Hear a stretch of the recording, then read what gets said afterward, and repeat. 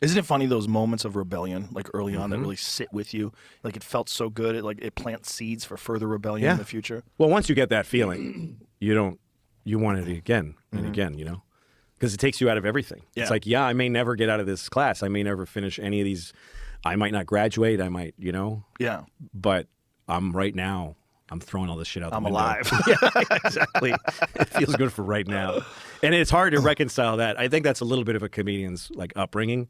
And then you have to start being then you have kids and it all goes away. You have kids and you grow right out. Whatever's left, I think, when you have kids. I mean, not for everybody. There's some real douchebag parents. But for the most part, I think once the kids come, you know, it's not about you anymore. It's about them. So. And it's also, it's bizarre watching them go through it.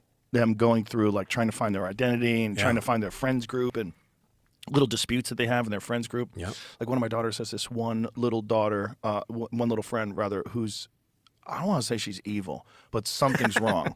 Something's wrong. She's just, like, always, like, very mean to the other girls and very insulting. And for whatever reason, this girl just has, like, this fire inside of her. And all the other 12-year-olds are starting to figure it out now, so they're starting to separate from her. Like, they gave her a few chances. Right. And so now the mom is contacting the other moms, like, what's wrong? She's such a sweet girl. I'm like, no, your daughter's kind of a cunt. And it's like this, it's weird. And then, you know, me and my wife are having this conversation. I'm like, do you think it's the mom? Like, who do you like, where's this coming from? Do you think it's the family? Like, how does a daughter get to be so insulting and shitty? Yeah. You got to learn that. You can't just be like the sweetest, kindest person in the world and have this fucking hyper aggressive, something's shitty going baby. on. I mean, there's people like, I remember there was a kid when I grew up, and he was a mess, and he was huge. He just got really huge. In third grade, he was he was bigger than all of us. And he was a really bright kid, and he was funny and interesting, but he had this crazy temper. And he would throw these tantrums in the middle of class. Like, something would piss him off, and he'd start screaming and throwing shit, and he'd get violent. And the teacher would go to back then there was like a box on the side of the classroom wall with a clock and a speaker and a button, like a microphone, like to call the office. And they'd call the office and say, get Mr. Shanahan. He was our one teacher who was big enough to handle this kid. And he would come and just subdue him. He'd wrap his arms around this kid, and the kid's face would be purple. And Mr. Shanahan would just subdue him until he ran out of, he would just collapse. And we would all sit there and watch this. And then he'd be taken out of the classroom. And then we'd all talk about him. But like, the teacher would say, let's talk about it. Yeah. What do you think's going on with John, and how do we handle this? Oh, that's cool. He's in our community, he's in our class. Oh, that's a great teacher. He was great, Mr. Weisberg, great teacher. And then I was always in John's class, 4th grade, 5th grade. And in 5th grade, we had a trip to Cape Cod. The whole 5th grade class goes in cars in a caravan, to Cape Cod, and you live in tents, and you visit the cranberry bogs, whatever the fuck you do in Cape Cod.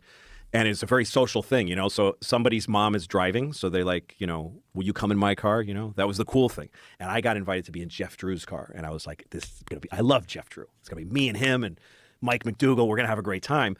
But the teacher pulled me aside, and he said, "Listen, John, the fucked up kid." He goes, "His parents have offered to drive, and nobody wants to drive with him. And I'm asking you to do it." Oh boy. And I was like, I don't want to do that. And he said, I'm asking you because I think you're a nice person, and you're the one person I can think of that I could ask, could you make this sacrifice and let him not feel so isolated? And I was like, fuck. And that made me feel good that he wanted me to do it. And I did it. And I got to know him, and he was a really cool kid, and his parents were both professors, really, really bright people. Oh, wow. His father had killed himself, but his stepfather and his mother were professors. Really intelligent people. That's probably where it came from. I think so. Yeah. It was really hard. His life was really hard. And then I knew him for years after that. We were friends, but he would always explode all the way until 17 or so. The last time I saw him, he was like 16, I think. And he was still we were talking outside of a Brigham's ice cream in Newton Center, and he was leaning on the glass of the window, and this guy came outside and said, "Don't lean on the glass." And so he kicked it and shattered the whole window, and I walked away. I'm like, I don't ever want to see this kid again. Oh, Jesus. But anyway, just to say that, the point of it is I tried to stay friends with that kid. When there's a kid who's really fucked up and has a wire loose, someone's got to be their friend. Yeah. I don't think, it's like I've had girlfriends that are like really cuckoo, and my friends have been like, she's bad news, she's crazy. And I'm like, well, somebody has to love her. I mean,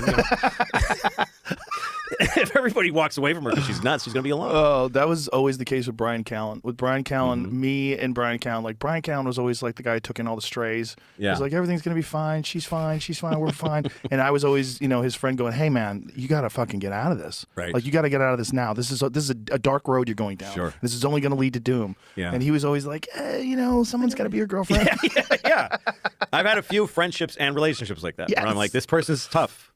Like comedian friends that I've had that everybody else is like, I hate that guy. I'm like, I get it. Yeah. I'm staying friends with him. I get it. I'm not going to defend him all over the place, but Oh, you're talking to me. I'm friends with Alex Jones. Yeah, Jesus Christ. Jesus Christ. I mean, that's the ultimate example of that. Oh. Yeah.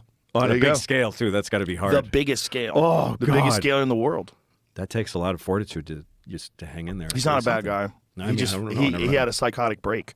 Yeah. But Alex Jones got dumped on his head when he was in high school. He's speaking about getting bullied in high school. Yeah. This guy picked him up and pile drived him, slammed him I on the heard- concrete on his head. Was it John Ronson that did a documentary about him, or like he did a Yes. thing on NPR John Ronson did a thing with him where they both went to Bohemian Grove. where he grew up? This is no. Bohemian Grove is this place in California where all the elites go and they put fucking druid costumes on and they worship Moloch, the owl god. Oh, Jesus and, Christ. And Nixon went there and Reagan Nixon went there? Yeah. Oh, I thought you were talking about, like- Bohemian Grove. Oh, You don't know what it is? Nixon and Reagan went Bohemian there? Grove is a famous place where rich world leaders would meet in Northern California, and they literally worship this Moloch, the owl god, and everybody thought it was bullshit.